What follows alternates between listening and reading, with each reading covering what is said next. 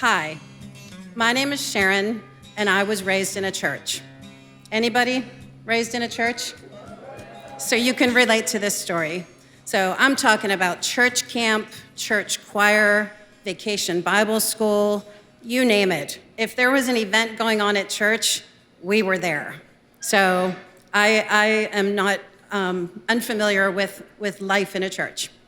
Even wore the shirt to show you. So by the age of 13, I'm active in my church, I'm singing in the choir, and there was a national campaign going on to tie yellow ribbons around trees. So back in 1980, who remembers the tying the yellow ribbon around, right? So I was this very entrepreneurial young girl at the time, and I stood up in front of my church, handed out 100 yellow ribbons to everybody in the church, and challenged them to put these ribbons on their trees, and they did. So that was how I got my start in the career that I have today. We'll fast forward another 4 years to college. I started a new campaign. I wanted a car in college, and there was no way Mom and Dad were getting me a car. So I used to say to them as we drove through the countryside between Pittsburgh and West Virginia, look at that beautiful church. If I had a car, I could go to that church. So it took a couple years, but I eventually got that car, and I did visit a few of those churches. So now we fast forwarded another 4 years. I've graduated from college. I'm moved to Atlanta, and I get to find my very own church. It was time for me to put all this great learning that I had as a young girl to work. So I started visiting churches all over the Marietta, Smyrna area. And on this one particular Sunday, I decided to visit what I thought was the largest Presbyterian church in Marietta, Georgia. It was beautiful, just a beautiful brick front. I remember the landscaping, the flowers. It was just spectacular. So here I was, a young 21-year-old girl, just moved to Atlanta. I also needed to find friends, right? So I thought, what better way? Because the girl who was raised in a church knows that there's good people there. So I show up for church. I'm so excited. I'm wearing my best church Sunday outfit. I find my way into the pew. I sit down. Everything looked wonderful, very familiar to what I grew up with.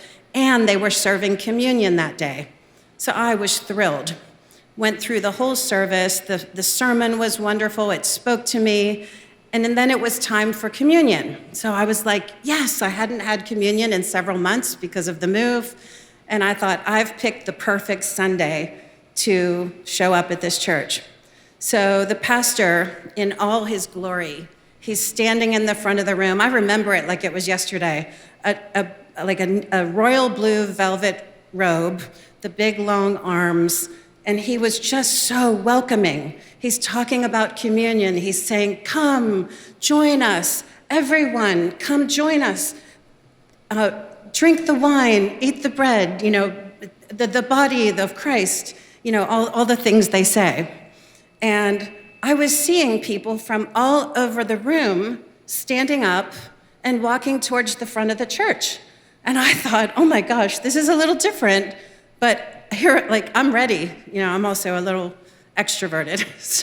So I stand up, I start walking to the front of the church, didn't think anything about it. And again, I'm seeing people from all corners of the church. I get up to the front of the church, I ascend the stairs, and now I'm on the stage. And let me paint a picture for you. So I look across and I see the pastor had come to the center, and there was this square shape that he was now standing in the center of. I look across and I see 4 people standing on one side.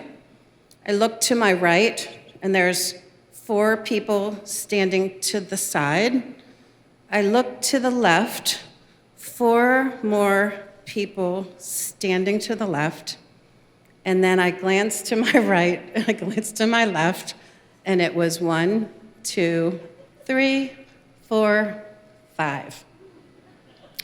I, the new girl, was standing up at the stage with the elders of the church, and I was serving communion. All I could think about in that moment was Julia Roberts in Runaway Bride, and I thought, I want to turn around, I want to run down those stairs, out the door, and just disappear. But I thought that might cause more attention than me just cowering into this moment. So at that point, I'm also looking at the pastor, who's looking right back at me. He did not know what to do with this girl. And I did not know what to do either. So we had this moment, and just at that moment, the little sweet lady who's standing to my side reaches over, grabs my hand, and squeezes it. And she says, "Honey, it's okay." Like she said it in a whisper, "Honey, it's okay." And I just put my head down and thought, I'm gonna get through this. So off we went down the stairs, we had our trays, and we served communion. So I'm standing beside her, literally like holding onto her hand. She's doing it one-handed. And by the time, now there were 200 people in this church, it was massive. I'm just trying not to make eye contact. So we're going down the lines, and by the end of the thing, she hands me the tray. I guess she felt I was ready at that point. So I start handing the tray back and forth with the elder that was on the other end of the line. So we finish communion, we come back, we march right back to the front of the church, all 13 of us, which has always been my lucky number. And communion finishes, I want to just go back and sink into my chair, which I do. I sink in. At a lot of churches, I know communion happens towards the end of the service, so it was almost done. I sat down, I finished, and like swarms, people came up to me when the service was over, and they said, "You have to come to the fellowship hall because we're having fellowship."